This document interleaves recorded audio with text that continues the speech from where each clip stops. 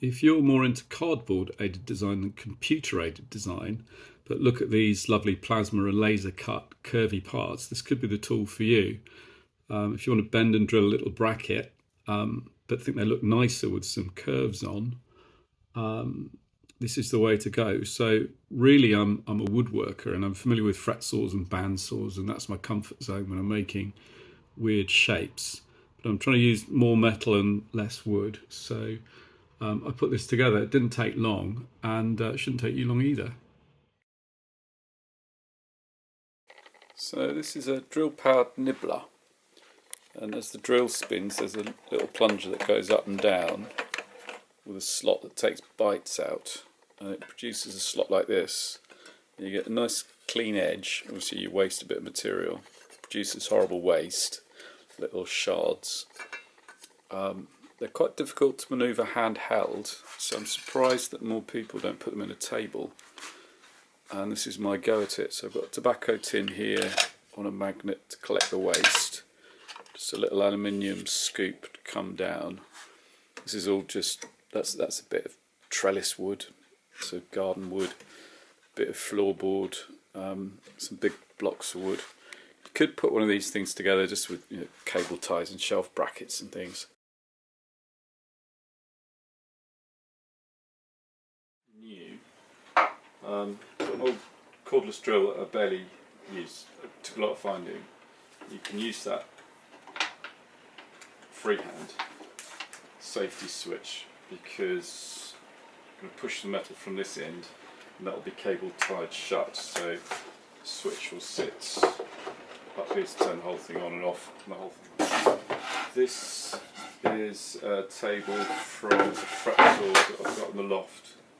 So it's got a hole in the middle, handy. It has had a little plate screwed in, which I might make another one of. Just a scuffed up old piece of plywood that hopefully will do the job.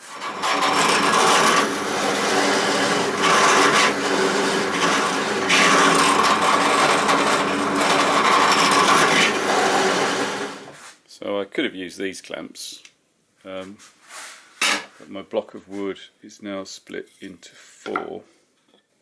I know people get annoyed with these scrap wood things that you've got all the equipment.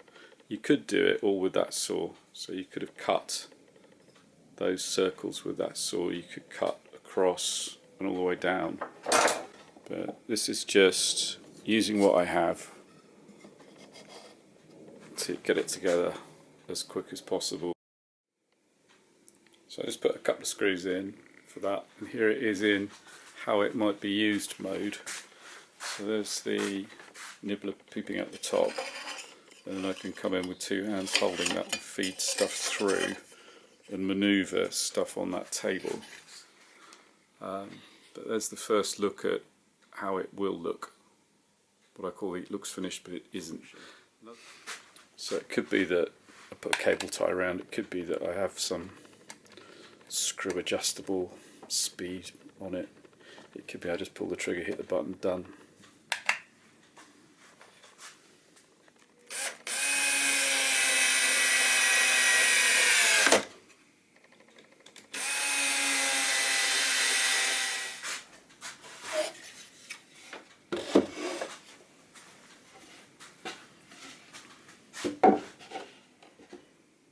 Let's just have a little test.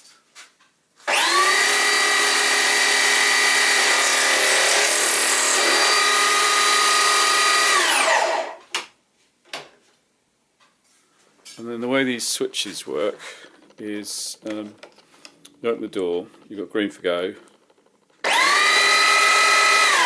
for stop, but also got green for go, and then slam the door for shut, for off, so you can hit that with your leg or something if you end up in difficulties. No volt release as well. So if it's turned off at the wall, you then need to do the green switch to go again.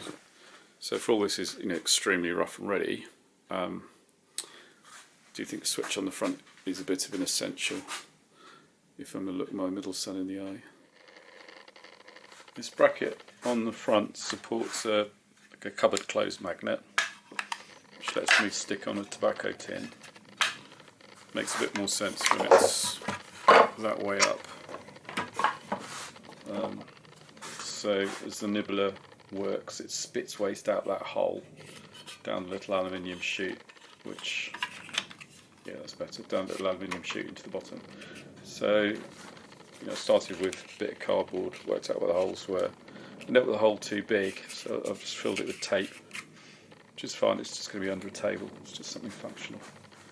But I'm quite pleased with that, as a hopefully collect all the waste rather than get splinters on the floor. The cables, I've used a cable tie, so just drilled a couple of holes to wrap that round. Demonstrating where I wanted these feet so I can clamp it onto the front of the bench. So here are my little offcuts. The tip here is either get it right first time or start a bit low and build it up, and then paint drying.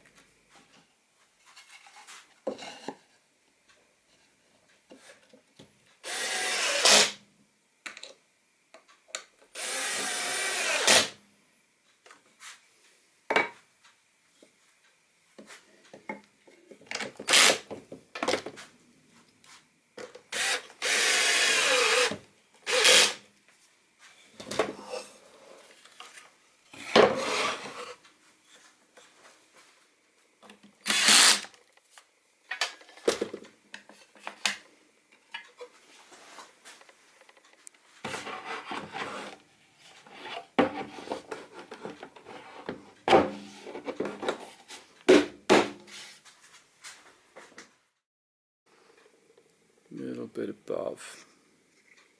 So a screw and a washer, and that seems to be what I need. So there's the finishing touch, a little plate to close it in, which I made from the lid of the tobacco tin.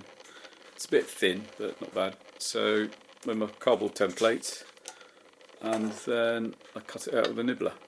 The holes in the middle I did with, it's called a spot weld drill bit, which goes through thin sheet very nice. It's the first time I've used those. It's a recommendation from someone else and a file. The other thing to look at is, even doing that little cut, how much of this, these horrible little shards I've generated. So that's kind of the one downside of this machine. Running it slower, you get bigger chunks, which I might look into. But for now, that's in service. Something I've not tried before is it works really nicely on cardboard, so I can practice on cardboard. So I just trim a little bit of plywood off just to show you, and then I've marked up kind of a challenging shape to have a go at with the cardboard.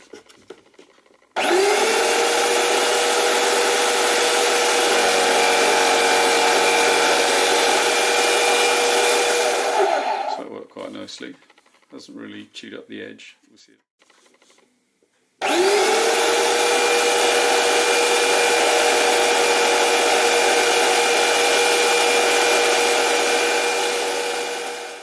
So compared to a fretsaw, which is what I'm really used to, obviously the cut is very wide and it's a bit wobbly, and I've also got a few little bits of that pen mark left on, so it's quite difficult to steer because the pin's going up and down, but this piece around here shrouds it, so it's not a precision tool, but it works well.